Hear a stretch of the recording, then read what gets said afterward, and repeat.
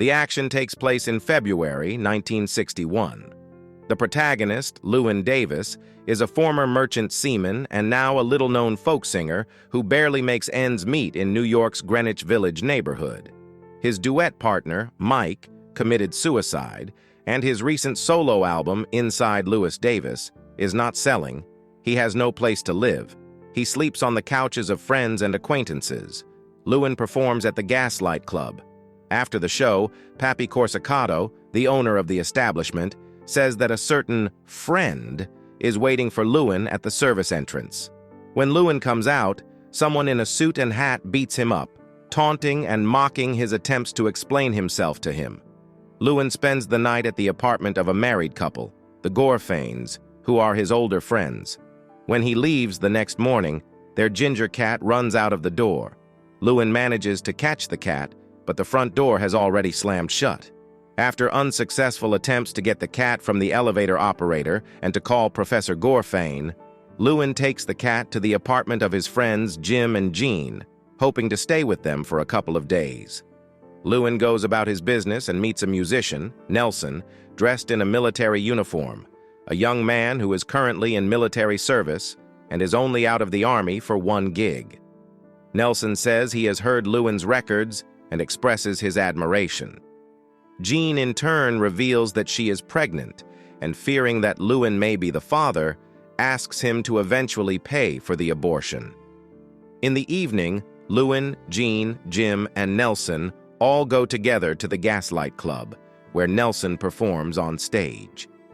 In the morning, LIewyn is awakened by a breakfasting soldier chomping on his breakfast and begins to speak rudely to him.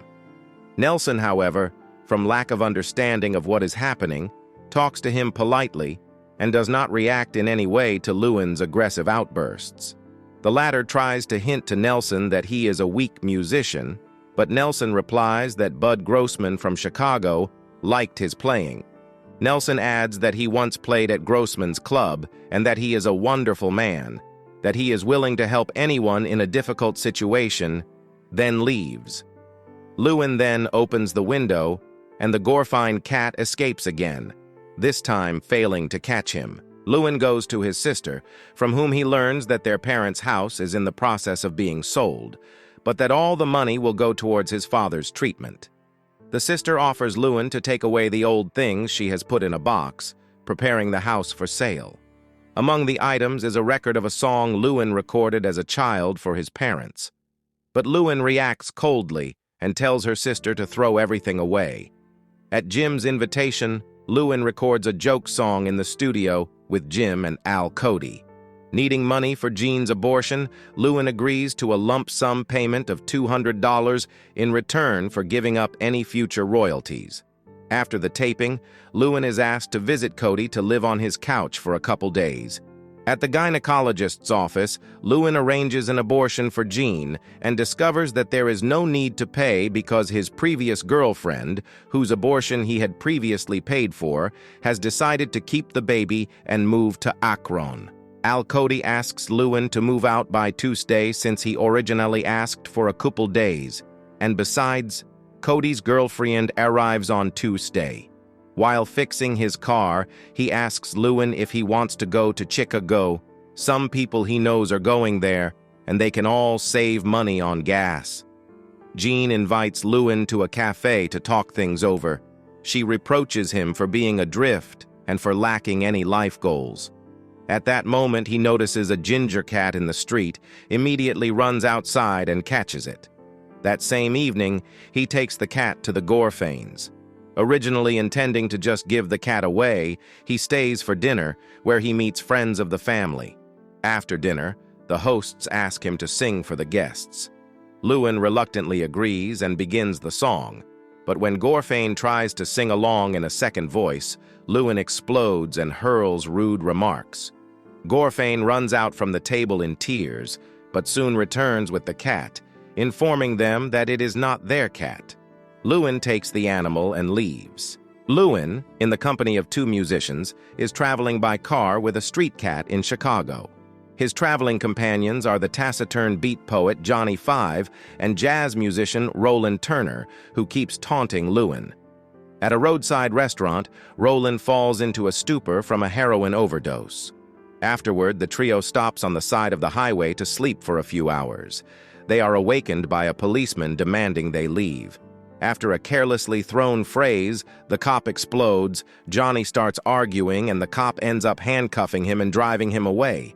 Left with no keys in the car, a cat and Turner passed out, LIewyn gets out of the car.